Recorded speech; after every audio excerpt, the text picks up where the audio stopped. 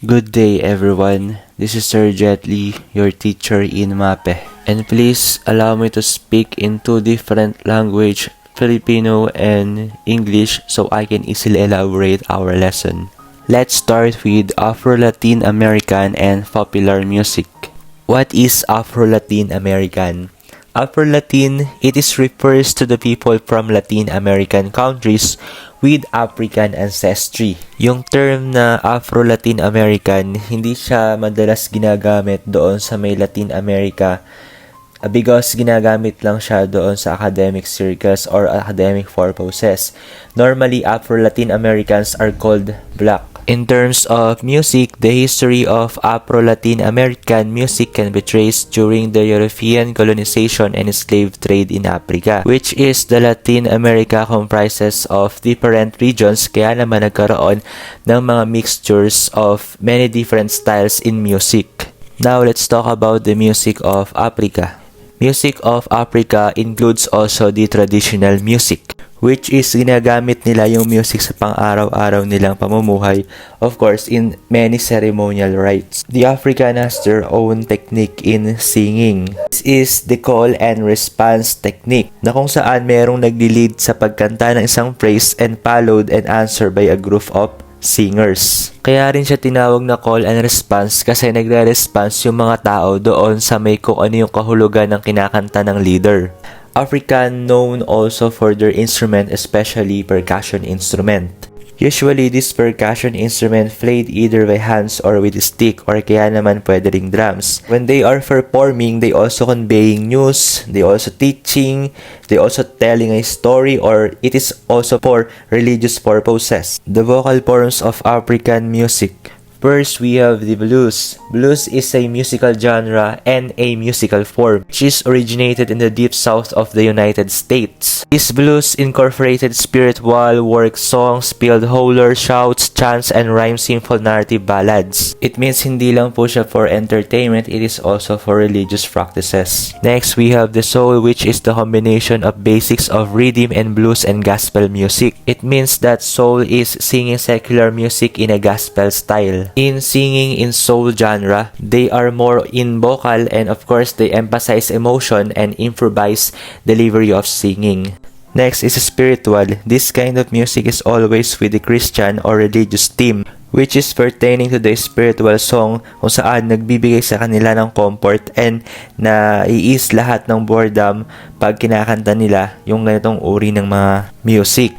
Call and response. Ito nga yung nabanggit natin kanina na merong leader at merong mga followers kung saan the followers respond to the leaders by means of singing. Music of Latin America. Latin America are those areas of America whose official language are Spanish and Portuguese. Music of Latin America is the product of three major influences: indigenous, Spanish, Portuguese, and African. They have also four influences on Latin American music. First, the indigenous Latin American music, which is being used for religious worship and ceremonies. Second is the Afro-Latin American music, which is produced by drums and some of the percussion instrument. The third is the Euro-Latin American music, which is the melodies of the Renaissance period, was used in the southern Chile and the Colombian Pacific coast. And last, the popular Latin American music that includes tango, bossa nova, samba, son, and salsa. The vocal and dance forms of Latin America music. Cumbia. Cumbia is a folkloric genre and dance from Colombia. In this cumbia, they uses instruments like accordions, guitars, and percussion. This instrument makes the performance more lively and happy. Tango. Tango is a passionate kind of dance of two people that shows expression and connection to each other. It is performed in traditional or in modern style. Cha-cha-cha is a ballroom dance with a basic pattern of 3 steps with a shuffle in a fast rhythmic pattern. Bossa nova is a Brazilian music and dance that give more emphasis on percussion and melody. Paso doble, it is a Spain traditional couple dance. It uses music that is traditionally played in bullfighting. Reggae. Reggae is a popular music of Jamaican origin that combines native styles with elements of rock and soul music, and is performed at moderate tempos with the accent on the upbeat. The popular artist of this genre was Bob Marley. Rumba. Rumba is a rhythmic dance with Spanish and African elements originating in Cuba. It is also a combination of Cuba's musical and dance tradition. And last, the foxtrot. It is a ballroom dance of 2 quick slow steps and 2 quick steps and is executed alternately in 4/4 time signature. Jazz music. Jazz is a type of music with an African-American origin. Commonly, pag maririnig natin yung mga jazz music, ang ginagamit ng mga instrument dito ay woodwind instrument, piano, brass wind instruments. The vocal forms of jazz music: the ragtime, big band, bebop, and the jazz rock. Now, let's learn the classification of traditional African instruments and their instruments. Edgephones are instruments that vibrates, sending up waves of sound by means of striking the body of the instrument or by the use of mallet. An example of edgephones are balafon. It is a kind of xylophone that is made up of logs or bamboo. Next is the rattles, that is made up of different materials like seashells, basketry, animal hoofs, horns to produce sounds. Next is the agogo bells. It is a single or multiple bells originated in traditional Yoruba music. The agogo is the oldest samba instrument based on the West African Yoruba single or double bells. It is also the highest pitch of any of the bateria instruments. A tingtingkon is a wood slit gongs used to communicate between villages. Using the sound of this instrument make it possible to send high specific messages to the other villages. Slit drums is not actually a drum. It is an instrument under the edgephone, and it has the unique sound because it is made up of wood or bamboo. Next is the djembe, which is considered as the best known African drums. It has the shape like goblet and played with the bare hand. Sometimes it is played by sticks. It is also held under the armpit or with a sling. Like many African instruments, the shekere represents joy and dancing. The instrument is widely used in traditional events with other African drums, especially when dancing rituals are involved. And last from the edgephone is the rasp or a scraper.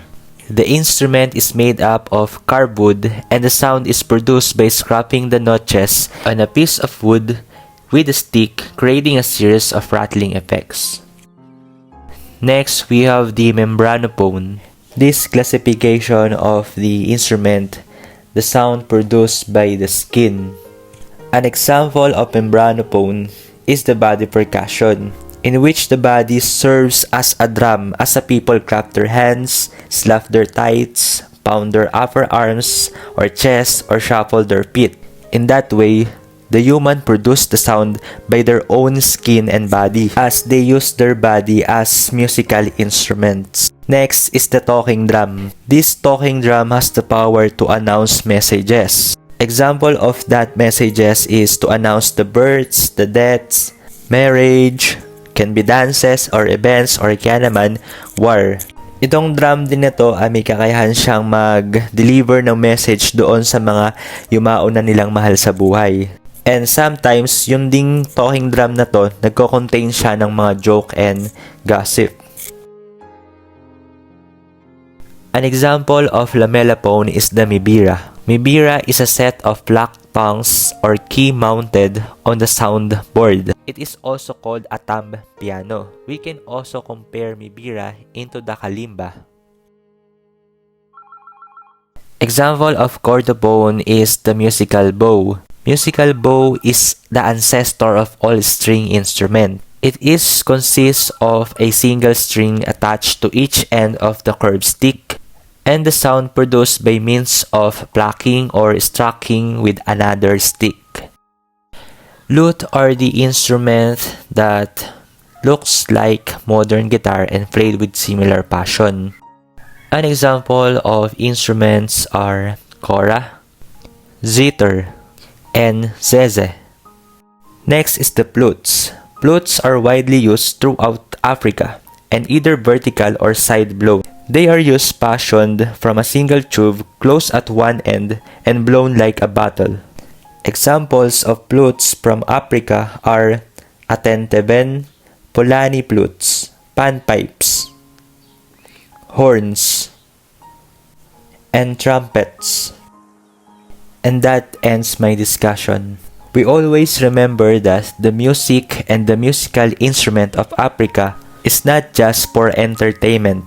It has the purpose in their daily life, especially in their spiritual rites. Thank you for listening. God bless.